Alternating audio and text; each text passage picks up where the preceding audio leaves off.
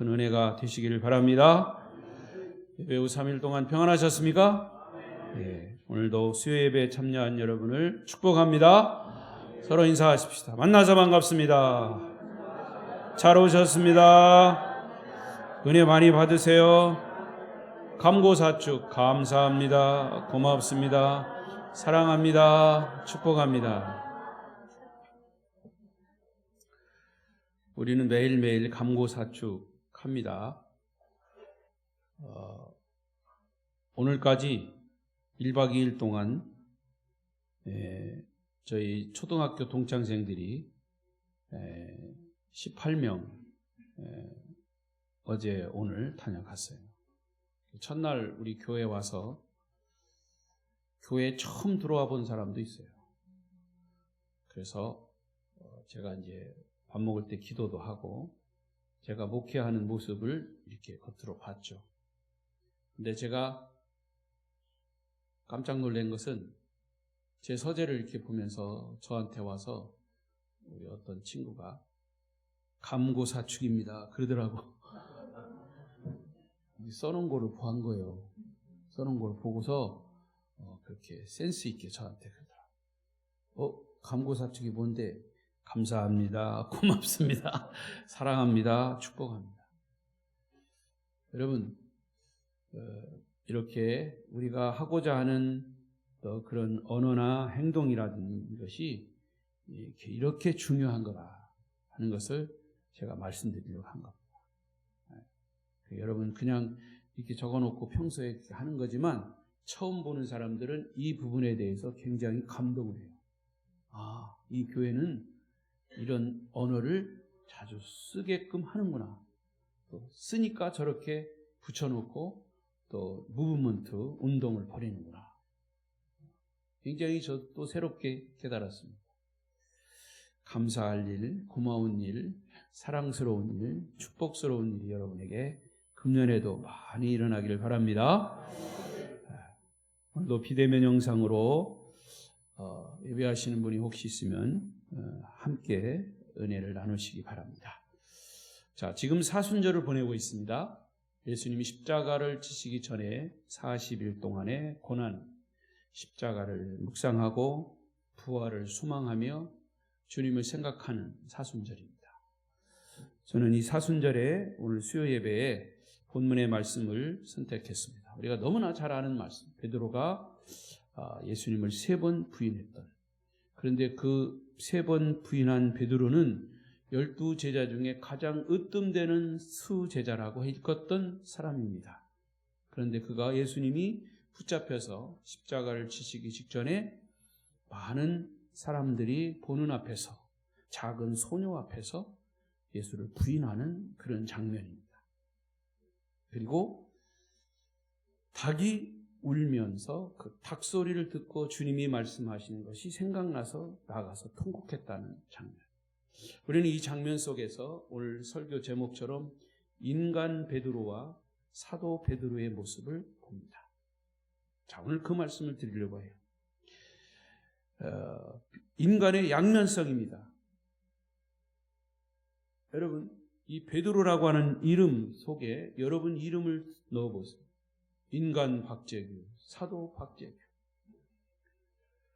그러면 아마 여러분에게 다가오는 메시지가 다를 수 있습니다. 베드로가 그랬대야. 어쩌스까? 그게 아니고 베드로가 여러분 자신이 되는 겁니다. 우리는 성경을 항상 객관적으로 보지 말고 주관적으로 봐요. 이 말은 성경 속으로 내가 들어가야 된다. 어떤 인물이 나오든지 성경 속에 그 인물을 나로 대체해서 보라는 얘기죠. 그럼 그것이 내 모습이고 내가 주님을 만났나 안 만났나 이것이 진단이 되는 겁니다. 자, 베드로의 양면성, 하나는 거듭나지 못한 인간 베드로의 육적인 모습이고 다른 하나는 성령의 세례를 받고 거듭난 후에 변화된 베드로의 모습. 바로 이 오늘 본문의 말씀이 베드로의 정말 터닝 포인트입니다. 전환점이에요. 베드로 이전에 지금까지 이전의 모습, 거기 말로 막 예수님, 내가 예수님을 위해서 죽겠습니다. 뭐 별별 소리를 다 했죠. 나는 베드로 예수님의 수제자입니다. 거들먹거리기는 혼자 다 했어. 그런데 결정적인 순간이에요. 예수님이 십자가에 달려 붙잡혀 가시고, 자기도 붙잡혀 가게 생겼으니까, 목숨이 위태로우니까 작은 소녀 앞에서 3번씩이나, 그것도 맹세하면서 나는 그 사람을 모른다. 이게 인간적인 베드로의 모습. 그리고 또 하나 다행스러운 것은 가룟 유다와 전적으로 다른 부분은 바로 이 부분입니다. 닭 소리가 우니까 예수님이 그랬거든요. 닭 소리가 나면, 닭 소리 나기 전에 네가 나를 3번 부인하리라. 이 닭 소리가 꺾여 하고 오니까 예수님이 그 말씀이 팍 떠올랐던 성령의 역사인 줄로 믿습니다. 여러분, 신앙생활 하는 사람은요, 이런 영적인 부분에 조금 소위 센서가, 영적 센서가 좀 때가 묻으면, 죄에 때가 묻으면 그 센서가 말을 잘 안 들어요. 그러나 그 센서를 말씀으로 빡 닦아가지고 그 센서가 빨리빨리 켜지게. 자동문 앞에 딱 쓰면 자동문이 확 열려야 돼요. 근데 자동문이 잘 안 열리는 거는 이 센서가 때가 묻어가지고 들락날락, 사람이 들락날락 해야 겨우 열려. 영적인 것도 마찬가지입니다. 영적인 센서가, 우리가 이런 일이 생각날 때, 하나님이 나를 지금 테스트 하시는구나. 하나님이 지금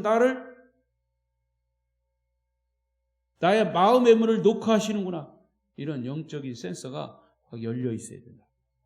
지금 베드로가 바로 그겁니다. 닭이 딱 울으니까 예수님이 하신 말씀이 생각나가지고 밖에 나가서 통곡했다 그랬어요.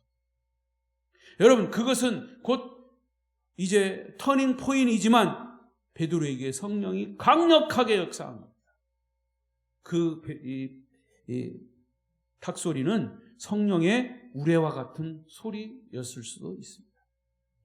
따라서 인간은 누구에게나 베드로처럼 2가지 양면성을 가지고 있습니다. 오늘 본문에 나타난 베드로의 인간성을 통해 우리의 믿음, 여러분의 믿음을 한번 조명해 보십시다. 아무리 애쓰고 애통하고 노력해도 결국 진리에 다다를 수 없었던 베드로였습니다. 목마른 베드로였습니다. 그 인간 베드로의 클라이막스가 오늘 본문에 나타나는 거예요. 다시 69절을 보십시다. 시작. 베드로가 바깥들에 앉았더니 한 여종이 나와 이르되 너도 갈릴리 사람 예수와 함께 있었도다 하거늘. 우리는 이 말씀 속에 담겨진 2가지 의미를 찾아봅니다. 하나는 베드로가 대제사장 가야바의 집들까지는 왔어요. 다른 제자들은 다 도망갔어요. 아예 그 현장에 없어요. 그러나 베드로는 대제사장 가야바의 집, 여기 바깥들이라고 그랬죠? 이 바깥들이 대제사장 가야바의 집들, 집마당, 거기까지 오게 되었어요. 근데 거기까지 오게 된 의미가 있어요. 사실은 베드로도 거기를 가기 원치 않았던 장소예요. 여러분, 우리는 가끔 원치 않은 상황에 빠질 때가 있습니다. 원치 않은 사람을 만나게 되고 원치 않은 문제에 부딪히게 됩니다. 그리고 한참을 고생하고 나서 내가 어쩌자고 여기까지 와서 이런 수모를 당해야 하나? 라는 후회스러운 말을 합니다. 예를 들어서 뭐죠 이게? 갑자기 생각이 안 나네. 도박. 도박을 하려고 하는 것이 아니었는데 친구들끼리 어떻게 하다 보니까 재미로 즐기다가 나중에는 집까지 날려버리는 경우가 있습니다. 그저 술 한 잔 먹었는데 그 한 잔을 시작으로 해서 알코올 중독에 빠져 인생을 패가망신하는 경우도 있습니다. 이와 같이 원치 않는 여러 가지 일들이 지금도 우리 주위에서는 계속해서 일어나고 있습니다. 베드로는 예수님이 재판이 벌어지고 있는 그날 밤 다른 종들과 모닥불을 피워놓고 함께 불을 쬐고 있었습니다. 그리고 그곳에서 베드로는 여종에게 큰 수모를 당합니다. 갈수록 태산이라는 말이 있죠. 열심히 노력을 했는데도 문제가 잘 안 풀리는 사람이 있어요. 어떤 사람은 계속해서 구설수에 말려들어 사건에 말려들어 벗어나려고 하면 할수록 더 깊은 수렁에 빠질 수도 있어요. 그런데 여러분, 우리는 이런 일을 겪을 때 결코 원망하거나 불평해서는 안 됩니다. 아까 말씀드린 대로 우리의 영적인 센서가 빨리 작동을 해야 됩니다. 뭔가 일이 뒤틀리고 상황이 복잡해질 때는 원망과 불평을 멈추고 자기 자신의 모습을 빨리 살피는 것이 중요합니다. 다시 말하면 하나님 앞에 내 자신을 세우는 거예요. 하나님 앞에 내가 서 보는 겁니다. 그게 기도죠. 기도를 막 잘한다고 해서 유창하게 하는 게 중요한 게 아니라 내가 하나님 앞에 서서 나의 모습을 살피는 겁니다. 하나님, 내가 지금 왜 이런 어려움을 당해야 합니까? 나의 모습을 하나님 앞에 적나라하게 내려놓는 겁니다. 그리고 하나님과의 나와 관계에서 풀어야 할 것이 무엇인가를 살펴라고 말해요. 로마서 1장 24절 시작. 그러므로 하나님께서 그들을 마음의 정욕대로 더러움에 내버려 두사 그들의 몸을 서로 욕되게 하게 하셨으니 이는 그들이 하나님의 진리를 거짓 것으로 바꾸어 피조물을 조물주보다 더 경배하고 섬김이라. 주는 곧 영원히 찬송할 이시로다. 아멘. 하나님은 사람들이 마음의 정욕대로 자기의 욕심대로 가려고 할 때 하나님이 보호해 주시지 않고 그 보호막을 때로는 포기해 버리신다. 그렇잖아요. 우리가 어떤 때는 하나님의 자녀이면서도 내가 이래서는 안 되지, 이래서는 안 되지, 이래서는 안 되지, 안 되지, 되지 안 되지 하면서 나중에는 되는 걸로 가. 여러분, 그럴 때 하나님이요 보호막을 쳐 계시다가 네가 나를 피하려고 하는구나, 떠나려고 하는구나 하면서 잠깐 내려놓으신다고 말해요. 여러분이 믿음을 지키게 된 것은 여러분이 똑똑하고 잘나서 거룩해서가 아니라 하나님의 은혜의 보호막이 있었기 때문임을 믿으시기 바랍니다. 하나님의 보호막은 우리의 실수를 막아주셨고 우리의 죄를 막아주셨고 우리의 허물을 덮어주셨습니다. 그 보호막이 무너져 버리면 우리는 인간의 본질이 그대로 드러납니다. 그래서 여기 뭐라고 그랬어요? 그들을 마음의 정욕대로 더러움에 내버려 두사 그들의 몸을 서로 욕되게 하게 하셨다. 여러분, 하나님 앞에서 우리가 최대의 저주는 뭔지 아십니까? 하나님이 우리를 내버려 두는 거예요. 방임하는. 일부러 그런 거 아니에요. 내가 하나님의 품을 떠나려고 하니까 그런 거예요. 자, 여기서 인간 베드로의 모습 봅니다.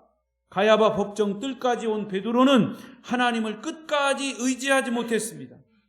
예수님을 따랐지만은 본인이 고백한 대로 목숨 걸고 신뢰하지 못했습니다. 장담했어요. 나는 목숨을 걸고 주님을 따르겠습니다. 자기의 경험, 자기의 지식, 자기의 방법, 자기의 자존심으로 주님을 섬기려고 했던 인간 베드로의 인간성이 거기 보이기 시작했어요. 다분히 인간적인 모습. 곧잘 호언장담했습니다. 내가 죽기까지 주님을 버리지 않겠다. 절대로라고 하는 표현도 잘 썼어요. 절대로.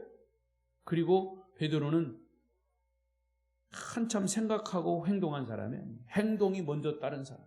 다혈질적인 사람. 행동파. 다른 사람들이 비겁하게 머뭇거리고 있을 때 앞장서서 막 행동했어요. 예수님을 붙잡아가려고 할 때 칼을 뽑아서 말고의 귀를 잘라버렸어요.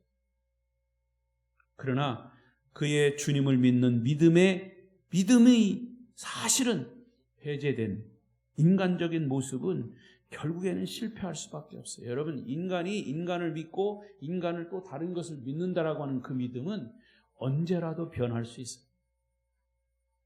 그러니까 사람은 여러분 아닌 다른 사람, 그게 설사 가족이든 친구든 내가 정말 믿을만 했던 믿는 그런 사람이었든지 간에 그 사람은 누구라고 그랬습니까? 제가 말씀드렸죠. 사람은 믿을 대상이 아니고 사랑할 대상이다. 시작.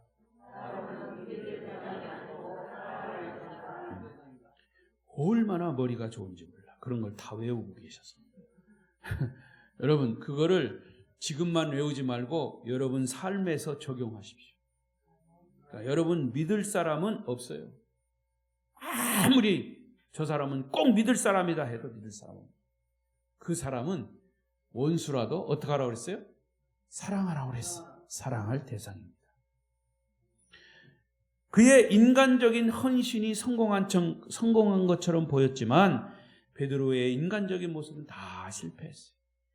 겟세마네 동산에서 기도할 시간에도 그는 졸고 있었어요. 예수님의 기도가 끝날 때에도 충동적인 발언, 충동적인 행동을 했어요. 말고의 귀를 잘라버리는 실수를 범했어요. 뿐만 아니라 체포당하신 예수님께서 가야바 법정으로 끌려가실 때도 예수님을 가까이 쫓아가지 못하고 멀리서 눈치만 봤다 그랬어요. 멀리서 남의 눈치만 보고 쫓는 비겁한 행동.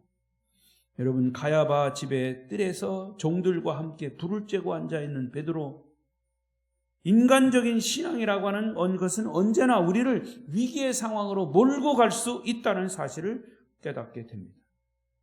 69절의 또 다른 의미는요, 가야바 집에서 일하는 여종으로부터 베드로가 조롱을 당하고 있다는 것입니다. 마가복음이나 요한복음에 보면 그 밤에 날씨가 추웠던지 불을 쬐고 있었다 그랬어요. 그때 여종이 베드로에게 와서 질문을 합니다. 이 여종의 질문은 어떤 증거를 가졌거나 특별한 의도가 있는 질문은 아니에요. 정신 차리라고 그런 거예요. 질문은 아니라 아주 단순하고 그냥 상식적인 질문을 던져버린 거예요. 그러나 베드로는 순간적으로 당황했어요. 자기 마음속에 있었던 것이 그대로 톡 터져나온 겁니다. 70절 시작. 베드로가 나는 네가 무슨 말을 하는지 알지 못하겠노라. 많은 사람들 앞에서 자기의 속내를 그냥 툭 던진 말을 사실은 속에 있는 것이 그냥 나와버린 겁니다. 속내가 드러났어요. 그 여종에게만 몇 마디 답변할 수 있었는데도 불구하고 이 여종의 질문이 너무 당황스럽고 고통스러운 나머지 많은 사람 앞에서 공개적으로 예수를 부인하는 답변을 한 겁니다. 여러분, 인간적인 신앙은요, 자기가 원하지 않는 말을 할 때가 있어요. 인간적인 신앙은 언제나 배신하는 말을 할 때도 있어요. 자, 우리 동창생들이 왔다고 그랬어요. 그 동창생들 모임이요, 제가 말씀드렸죠. 1961년도에 제가 초등학교 8살에 입학을 했어요. 아마 그때 태어나지 않은 분도 여기 몇 사람 있을 것 같아요. 그러니까 60년이 넘은 동창생들이죠. 근데 이 동창생 모임이 서울에서 그 54회 금산중앙국민학교 초등학교죠. 54회 동창생이 60년이 넘었으니까 지금 100년이 넘은 학교예요. 그 초등학교 학생들이, 그 54회 졸업생들이, 서울에 사는 사람들이 25년 전에 모임을 가진 거예요. 우리 동창생 모임 하자. 여학생도 모여라, 남학생도 모여라. 그래서 모인 학생들이 25명이에요. 근데 그 25명이 지금 3사람 죽고 22사람 남았어요. 저는 서울에 살지 않았는데 끼워줬어요. 끼워준 이유가 뭐냐면 그 큰 이유 중에 하나서 목사님이라. 근데 초등학교 친구니까 목사님이지만 거기서 만났을 때는 목사님이라고 안 했죠. 그냥 친구니까. 그런데 그럼에도 불구하고 나는 목사이기 때문에 이 초등학교 거기에는 이제 불교 신자, 뭐 교회 그냥 가나안 신자, 안 나가 신자, 뭐 이런 사람 많아요. 크리스마스 때만 나가는 신자, 아예 무종교도 있고요. 불교도 혹시란 우리 이번에 온 여자 그 동창생 중에는 여기 와서도 불교식으로 인사를 하더라고요. 그런데 제가 말씀드리려고 하는 것은 처음에 제가 그렇게 동창생 때 나갈 때 친구지만은 목사라고 하는 것 때문에 이 사람들을 어떻게 하면 내가 말로 또 행동으로 본을 보여서 그래도 직관적으로 복음을 전할까. 영혼에 대한 안타까움이 있었어요. 천주교 신자들이 있어요. 그래서 제가 뭐 1년에 3개월에 한 번씩 만납니다. 3, 6, 9, 12. 그때 제가 자주 만나지는 못해요. 목회를 하니까. 1년의 마지막. 그것도 못 나가는 해도 있고. 그러면 나갔을 때 꼭 이번에도 그랬습니다만 뭐가 따르냐? 주님이 따릅니다. 제가 믿는 주님이 아니라 그 사람들이 믿는 주님이 있어요. 그 주님은 함께 합니다. 그런데 항상 그래요. 야, 요즘 목사들도 맥주 한잔 하더라 하고 항상 처음에 가면 권해요. 술을 권하는 사회. 근데 제가 그때부터 그랬어요. 나는 그 주님을 믿지 않고 나는 내가 믿는 주님을 믿어야 너희들도 천국 간다. 계속 그렇게 얘기했죠. 그래서 이제는 그런 술은 안 권하고, 그리고 이제 제가 사실은 이렇게 우리 강진에 한번 수련회로 와라 1박에 거기에 복음을 전하고자 하는 그런 마음이, 진한 마음이 있어서 그랬어요. 다른 방법이 없어요. 그 사람들에게 내가 막 설교를 하면 잘 안 들어요. 목사가 설교한다. 그래서 내가 목회 얼마 남지 않았으니까 강진이라고 하는 곳에서 내가 목회를 하니까 한번 와서 봐라. 보여준 거예요. 그랬더니 이번에 뭐 말은 안 하지만 많은 그런 감동과, 그래서 저희 집사람과 함께 우리 또 장로님, 또 우리 김용환 집사님이 이틀 동안 운전을 해주시면서 굉장히 섬겼죠. 그래서 내가 그랬어요. 우리 친구들이 이렇게 여기까지 왔는데 내가 이번 기회 아니면 여러분들을 섬길 수 있는 기회가 없다. 근데요, 여러분 믿지 않는 사람들은요, 섬긴다라고 하는 말을 잘 알아듣지 못하고 잘 쓰지 않는 거예요. 한 통 낸다. 너희들이 여기 오면 내가 한번 쏜다. 이런 얘기는 잘해도 내가 친구들을 섬기겠습니다. 이렇게 얘기해요. 그 말이 새로워진 거예요. 그런데 그 말이 감동이 된 거예요. 그래서 오자마자 내가 이번 기회에 여러분들을 내가 열심히 섬기겠습니다. 끝까지 섬기겠습니다. 그래서 열심히 섬겼어요. 또 교회에서 이게 또 음식 대접도 해주고, 그러니까 너무 감동을 한 거예요. 너무 감동을 한 거예요.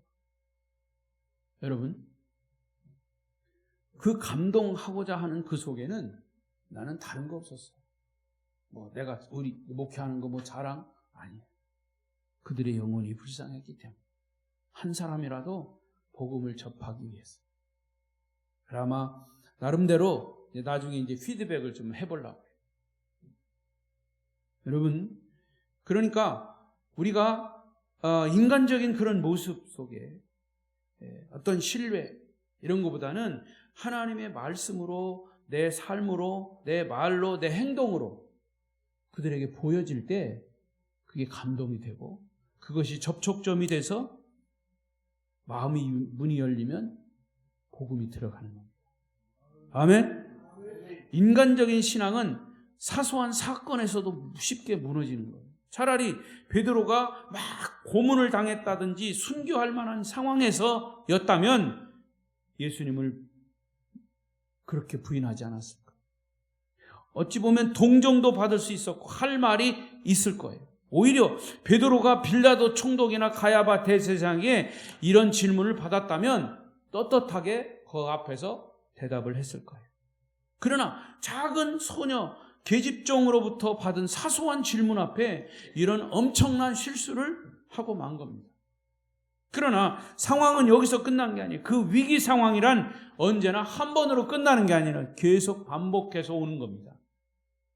71절. 시작. 앞문까지 나아가니 다른 여종이 그를 보고 거기 있는 사람들에게 말하되 이 사람은 나사렛 예수와 함께 있었도다. 베드로는 배신의 답변을 하고 부끄러워서 지금 도망가는 중입니다. 그러나 앞문으로 도망가려는데 다른 여종이 베드로의 발목을 덜컥 잡은 겁니다. 당신 나사렛 예수와 함께 있었던 사람 아니냐? 여러분, 솔직히 누군가가 여러분 보고 당신 예수장이 아니요? 야, 목사가 야, 술 한 잔 먹어도 괜찮아 하는데 너 지난번에 술 먹었으니까 같이 먹어, 괜찮아. 그렇게 하고서 술 먹잖아요. 그럼 뒤에서 욕해요. 야, 목사도 술 먹더라. 야. 어떻게 보면 그게 별거 아닌 것 같아도 그들의 속에는 그게 별거로 들립니다. 제가 그렇게 섬기고 열심히 이렇게 하니까 어떤 그 친구가 옆에 오더니 박 목사, 사실은 나도 교회를 나가긴 나는데 누가 물어봤대야? 지가 와서 고백하는 거예요. 나도 교회를 나가긴 나갔는데 이제 우리 박 목사 이렇게 섬기는 친구들 섬기는 거 보니까 감동이 돼서 나도 이제 교회를 좀 나가려고 그러는데 내가 교회 나가라고 안 했어요. 그 친구가 교회 나갔는지 안 나갔는지 잘 몰라요. 지가 와서 토설을 하더라고. 그래, 고맙다. 그렇게 얘기해줘서 나는 그 말이 정말 고맙다. 아멘? 그러니까 누가 나에게 와서 예수쟁이 아니요? 라고 예수 믿는 사람으로 인정해 준다면 그게 얼마나 좋은 일이에요. 이처럼 영광스러운 일이 어디 있어요? 우리가 예수 믿는 사람으로 보인다면 감사할 일이 아닙니까? 나중에 우리가 죽고 난 다음에 비석에다가 여기 예수에 미쳐 살다가 죽은 사람 누워있다. 그렇게 쓰여져야 돼요. 요즘 비석도 잘 안 쓰지만은 비문이 새겨질 수 있는 그런, 한번 생각해 보세요. 여러분 정말 예수 잘 믿다가 여러분 죽었으면 만약에 비문에 새겨진다면 여러분 어떻게 비문이 새겨질까? 당신 예수와 한패거리야. 당신은 예수에 미친 사람이야. 이렇게 지금 베드로에게 질문을 던지고 있는 거예요. 그러나 베드로는 이 말을 완강하게 거부합니다. 어떻게 보면 이 게지바이의 그 질문이 베드로에게는 영광스러운 질문이야. 영광스러운 말이야. 그런데 베드로는 이것을 거부하고 있어요. 예수 믿는 사람에게는 예수 믿는 냄새가 나야 당연합니다. 사도 바울도 당신은 예수의 향기입니다. 당신은 이 예수의 편지입니다. 이렇게 얘기했어요.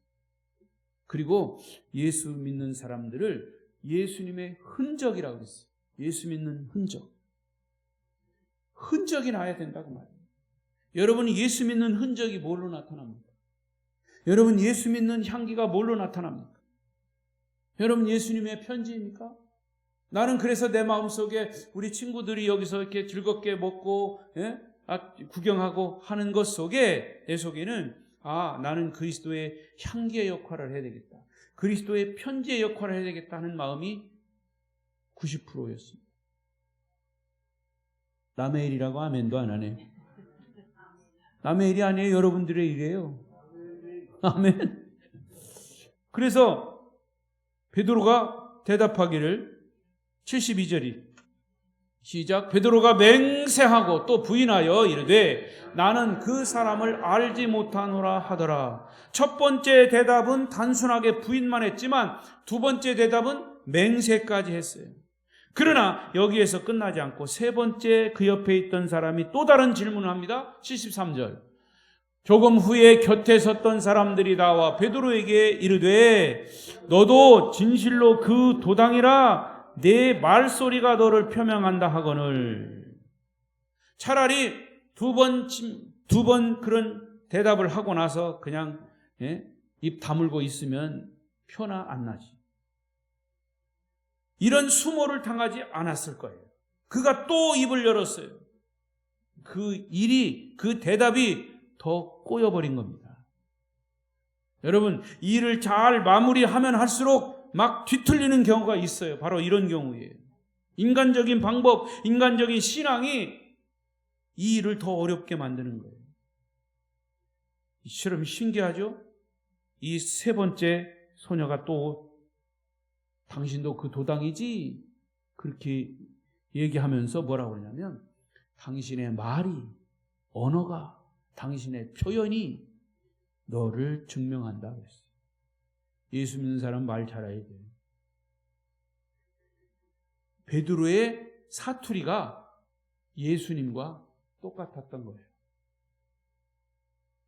여기는 그렇게 나왔지 않지만 당신의 말이 하는 것은 그 사투리. 여러분 경상도 사람들 사투리는요, 입에 밴 사람들이요, 태어나면서 경상도 사람들이요, 그 억양을 못 고칩니다. 아무리 서울말 그래요 저래요 해도 그 속에 경상도 억양이 있어요. 전라도도 마찬가지예요. 충청도는 더 그렇습니다. 우리 친구들이 그러대요. 야, 너 아직 금산말 하고 있네. 대근해, 대근해. 여러분 대근하다 소리 뭔지 알죠? 힘들다 그 말이에요. 금산 사투리는 대근하다 그래. 대근하다. 힘들다 그래요. 고단하다 그 말이에요. 고단하다. 너 대근하지? 대근하지? 나보고 그러는 거예요. 열심히 차 몰고 다니니까. 나 대근하지 않아 그랬죠. 사투리 똑같이 쓰네 그래요. 여러분 그거는요, 제가 아무리 여기 와서 서울말 쓰라고 그래도 충청도 말이 나와요. 왜 그런데야? 충청도 말이 나와요. 이거는 이 베드로의 사투리가 예수님하고 3년 동안 같이 다니고 해서 그 사투리가 그냥 터져 나온 거예요. 당신도 그 도당이네. 당신 말이 예수가 하는 말과 똑같아. 그 말이에요. 그러니까 자기를 속일 수가 없는 거예요. 여러분, 예수님과 말투가 같다고 어떻게 한패가 될 수 있어요? 이거 어떻게 보면 비합리적인 말이에요. 그런데 이미 이때는 베드로가 약해질 대로 약했어요. 겁을 먹을 대로 먹은 상태. 무슨 말을 해도 다 걸리게 돼 있어요. 판단할 판단력이 없어진 거예요. 그래서 그는 원치 않는 기막힌 대답을 또 한 번 합니다. 74절. 시작. 그가 저주하며 맹세하여.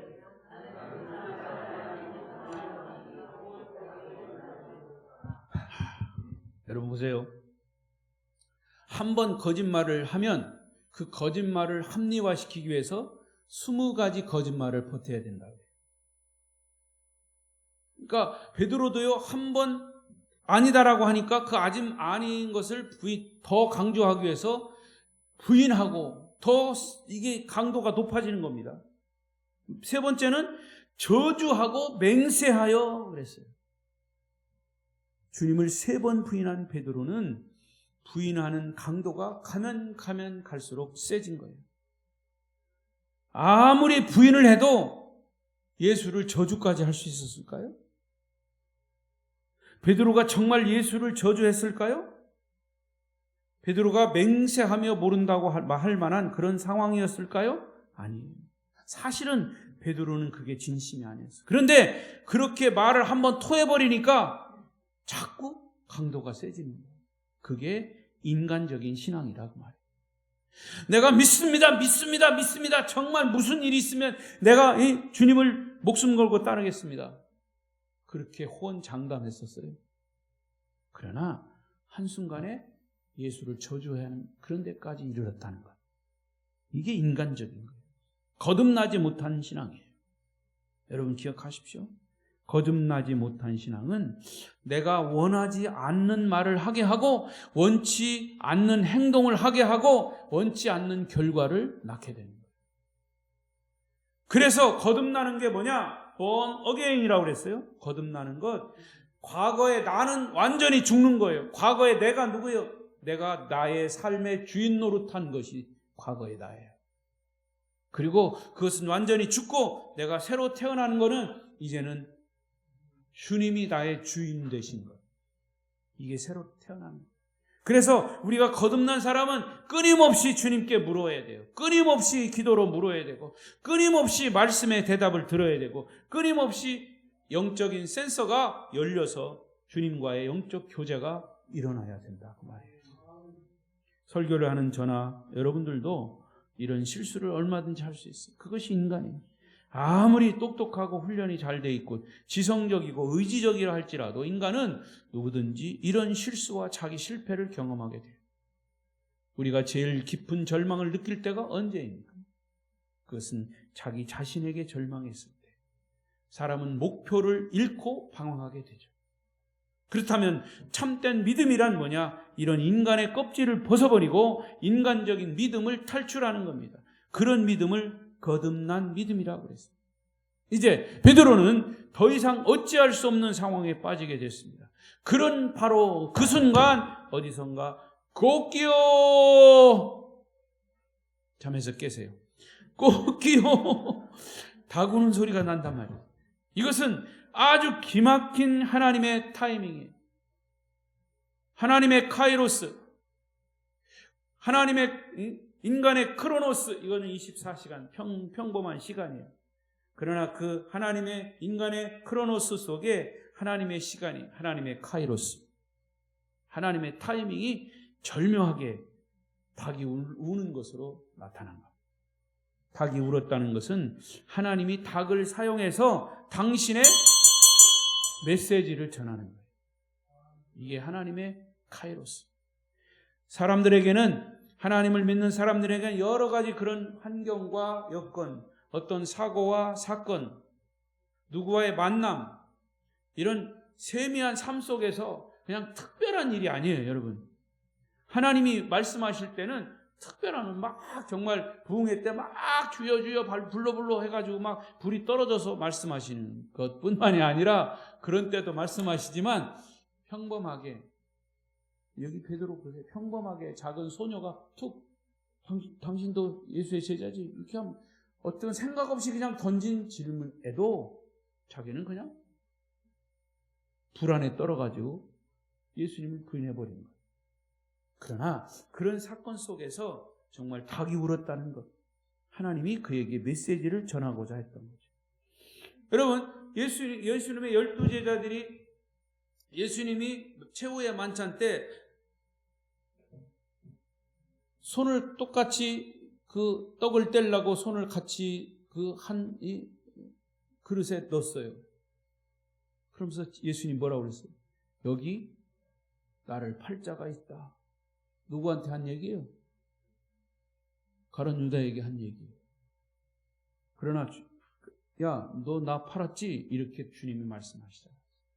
인터벌을 둔 거예요. 어떤 인터벌? 회개할 수 있는 인터벌을 준 거예요. 베드로처럼. 베드로는 닭이 울었지만 이 가룟 유다에게는 예수님이 직접 말씀하신 거예요. 여기 제자 중에 나를 팔 자가 있을 것이다. 그때 누가 그랬어요? 서로 너냐? 나냐? 난 아니죠? 난 아니죠. 근데 가룟 유다도 뭐라고 그랬어요? 주님, 나도 아니죠? 그랬어요. 이게 인간적인 믿음이에요. 자, 이 닭이 우는 그 순간, 지금까지 진행된 사건의 모든 것을 한순간에 깨달은 거예요. 성령의 역사로. 자기 자신의 영적인 눈이 뜨여지기 시작한 거예요. 이제 자기 자신이 보이기 시작한 거예요. 베드로는 지금까지 항상 자신이 잘났고 옳았다고 생각했어요. 실패했을 때는 변명했어요. 다른 사람을 원망하고 다른 사람 비판했어요. 한 번도 자기가 잘못했다는 것을 인정하지 않았어요. 두 번째 부인할 때도 실수를 인정하지 않았어요. 그러나 세 번째도 닭이 울기 전까지는 자기 잘못을 깨닫지 못했어요. 그런데 드디어 닭이 울었어요. 그 순간 그는 술에서 깬 사람처럼 정신이 번쩍 난 겁니다. 성령께서 뒤통수를 팍 때린 것처럼 예수님이 하신 말씀이 그의 마음속에 비수처럼 꽂힌 겁니다. 그것은 오히려 인간 베드로 생애의 은빛 서광이 비추기 시작한 하나의 신호탄이 된 겁니다. 하나님이 그를 강력하게 쓰시고자 하는 신호탄이 떨어진 겁니다. 닭이 울던 그 순간 베드로가 거듭나는 순간입니다. 75절 시작. 이에 베드로가 예수의 말씀에 닭 울기 전에 네가 3번 나를 부인하리라 하심이 생각나서 밖에 나가서 심히 통곡하니라. 닭 우는 소리를 듣는 순간 베드로의 영혼은 통곡하기 시작했어요. 그의 잘못된 생각들이 산산조각나기 시작했어요. 닭이 우는 순간에 예수님이 하신 말씀이 생각난 겁니다. 그렇게 오래 참고 기다리시는 예수님의 그 절규 어린 그 사랑이 느껴지기 시작했던 거예요. 자기가 비로소 주님을 배신했다는 생각을 하게 됐어요. 그때서 자기가 얼마나 엉터리였는지 거기서 느끼기 시작한 거예요. 내가 이렇게 나약한 존재이구나, 내가 이렇게 배신하는 존재이구나, 내가 이렇게 실수밖에 없는 인간인가. 그는 자신의 진실을 보게 된 거죠. 여러분, 이 예수 믿는 거는요, 깨닫는 겁니다. 뭘 깨달아요? 말씀 듣고 그렇지 이게 깨달은 게 아니라 그 말씀을 통해서 나를 보는 겁니다. 그게 깨닫는 거예요. 아멘? 그게 말씀의 거울인 겁니다. 여러분, 거울은 우리의 겉모습이 보이지만 말씀은 우리의 속모습이 다 보이는 거예요. 말씀을 볼 때 나를 보게 되는 거죠. 베드로가 바로 그랬습니다. 베드로가 밖에 나가서 심히 통곡했다. 아마도 그야말로 일그러진 얼굴을 하면서 머리를 감싸고 쥐어뜯고 가슴을 쥐어뜯고 그런 모습이었을 거예요. 여러분, 깊은 절망 속에는 희망이 숨어 있습니다. 밤이 깊으면 뭐가 와요? 새벽이 가까이 오는 겁니다. 지나친 부정은 지나친 긍정이라는 말도 있습니다. 베드로의 깊은 절망에는 소망이 있습니다. 그것은 베드로에게는 축복이고 그 순간이 베드로가 변화되는 순간, 다시 태어나는 순간. 제가 한번 말씀드렸는지 몰라요. 제가 전에 심호했던 어느 교회 김모 장로님이 있습니다. 어느 해에 사순절 특별 기도의 기간, 오늘 베드로의 설교 말씀을 듣고 변화되었어요. 나중에 그가 고백했습니다. 저는 변화되기 전에 베드로였습니다. 교회는 다녔지만 예수님과 거리를 멀찍이 두고 다녔습니다. 교인이었지만 교인이 아닌 썬데이 크리스찬, 주일만 나오는 썬데이 크리스찬. 예수님 안으로 진지한 신앙인으로 다닌 것이 아닌 항상 교회의 변두리에서만 맴도는 교인이었습니다. 그렇게 고백했어요. 그 후에 그는 거듭난 그리스도인으로 열심히 교회와 주님을 위해 헌신하는 장로님이 된 거죠. 여러분에게도 베드로의 축복이 있기를 바랍니다. 성령의 강력한 역사로 하나님의 음성을 듣고 이렇게 고백하십시오. 하나님, 나는 엉터리였습니다. 나는 위선자였습니다. 인간적인 신앙으로 위장하고 살았던 사람입니다. 저는 영적이지 않았습니다. 하나님의 음성을 들어본 일도 없습니다. 저는 모든 것을 인간적으로 판단했고, 인간적으로 예측했고, 인간적으로 말하며 행동하며 살았습니다. 주님, 나를 볼 수 있게 해주십시오. 말씀을 통해서 나를 깨트려 주십시오. 이런 고백이 베드로의 고백입니다. 전승에 의하면 베드로는 후에도 닭소리만 들으면 아주 경기를 했다. 우리를 각성케 하는 그 어떤 소리가 필요합니다. 그렇지만 베드로가 닭소리를 들을 때 자기 자신을 보게 된 거죠. 우리의 영혼을 깨우는 소리, 나 자신을 보게 하는 소리, 하나님의 말씀, 하나님의 음성이 지금도 여러분에게 필요합니다. 우리가 축복을 받는 길은 겸손하게 나를 낮추는 것이고 자기를 보는 것입니다. 마음이 가난한 자는 복이 있나니 천국이 저희 것이며 애통하는 자는 복이 있나니 그들이 위로를 받을 것이며. 아멘 좀 하이소. 다시 한번. 마음이 가난한 자는 복이 있나니 천국이 그들의 것이며 애통하는 자는 복이 있나니 그들이 위로를 받을 것이며. 여러분, 통곡하는 것을 부끄러워하지 마십시오. 하나님의 말씀을 듣고 통곡하면 정말 그 통곡의 눈물 속에 여러분의 아픔이 다 떨어져 나가는 거예요. 다 쏟아져 나오는 거예요. 말씀을 맺겠습니다. 변화된 그리스도인의 기도는 가슴을 치며 눈물을 흘리고 애통하며 내 부족을 깨달으면서 하나님의 보호막이 없으면 내가 살 수 없습니다. 하나님의 은혜에 보호막이 없으면, 하나님이 지켜주시지 않으면 내가 어떻게 한 발자국이라도 옮길 수 있겠습니까? 나를 긍휼히 여겨주십시오. 여러분의 통곡이 되시기를 바랍니다. 자신의 믿음의 눈을 떠서 육적인 나를 보기보다 영적인 나를 보고 주님의 음성으로 들으며 이 험한 세상을 믿음으로 승리하며 사시는 저와 여러분 되시기를 축복합니다. 축복합니다. 기도하십시다. 우리 통성으로 한번 기도하십시다.